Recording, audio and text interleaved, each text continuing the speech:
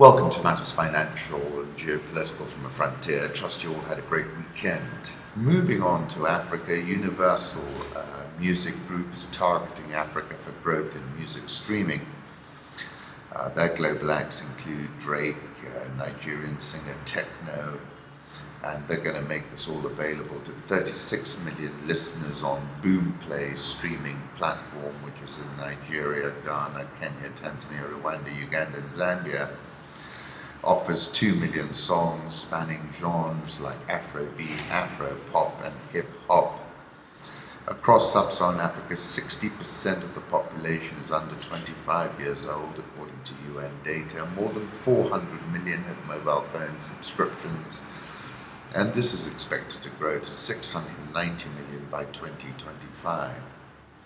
15% for global population, but just 1% of the global recorded music market. Boomplay is owned by Transition Holdings, a Chinese manufacturer that overtook Samsung this year to become the #1 smartphone company by sales in Africa. I think that's a big opportunity and they're right to tap into it. Africa's rising debt. How to avoid a new crisis is a report by ODDEV. Public external debt in sub-Saharan Africa is on the rise. 18 countries at high risk of debt distress, a number that has more than doubled since 2013. And 8 countries already in distress. That article is linked. This is something we've seen coming at us now for a while. ATMs run dry as Sudan's economic rot goes beyond US sanctions. Despite lifting most sanctions, the US still lists Sudan as a state sponsor of terrorism, a designation that officials blame for the lack of significant new investment. Inflation is almost 70% and the pound trades at 47.5 to the dollar, plunging from 18 in January. IMF says the economy may contract 2.3% this year. People lost confidence in the banking system. The economy is becoming more of a rudimentary system of barter exchange, and the government has no instrument to entice cash into the banks. Quite a dire situation. I must say, I thought that with the relaxation of sanctions they would find an improvement, but they haven't yet. Sudan increased flour subsidies by 40%, the finance ministry said on Saturday, after the reduction of subsidies this year sent bread prices higher and triggered protests and bread riots. Obviously they're worried. A problem for Ethiopia's leader, the young men who helped him to power. They were tortured for their political beliefs. They saw friends shot dead by security forces. They were forced to cut their hair, give up other cultural traditions. This year, they say, they caused a revolution. Young men from Ethiopia's Oromo proudly declare we won when describing their role in the rise of the 42-year-old reformer Abiy Ahmed, also Oromo.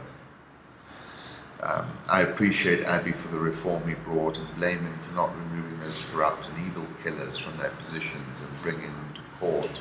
What do we want? Freedom, no more torture, justice, economic opportunity, jobs, end to corruption and unfair land deals, respect for our culture, dignity, democracy, free and fair elections. I think it's what everybody wants on the continent. Acknowledging a breakdown of the rule of law, the EPRDF said last month anarchy is witnessed in the country. Lawlessness is the norm these days. It is something that is testing the government. Ethiopia's Abiy Ahmed, this is an infographic of his 5 days last week, and goes to the point where I was saying he's moving so fast, everything around him looks static and wooden. The head of the European Union in Dar es Salaam, Roland van der Geer, has been asked by the government to leave Tanzanian soil as of tomorrow, 3rd November.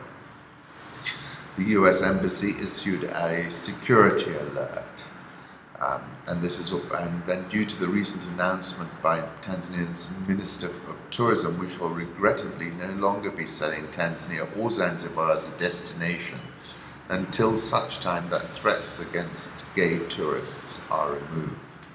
Kabila's sister Janet and Moishi Ekanga, who oversee the Chinese infrastructure for minerals loans, will be in charge of financing and logistics for Shadari's campaign. chosen pick of Kabila. South African all shares down 8.8% so far this year. Dollar versus Rand 14.3436. Kind of midway. Egypt kills 19 militants involved in Minya deadly terror attack. The Egyptian pound has done extremely well for 17.9075. Since peaking in mid-May, foreign exchange reserves have dropped by $5.9 billion or 12% to $42 billion. This is in Nigeria, where they've been defending the currency. Global banks HSBC and UBS closed Nigeria offices. Foreign investment falls. After the massacre in Zaria in December 2015, Nigerian authorities made a crude attempt to destroy and conceal evidence by secretly burying hundreds in mass graves like the one in this picture. Nigerian all shares down 16%. The Ghana Stock Exchange index is up 6.08% year to date.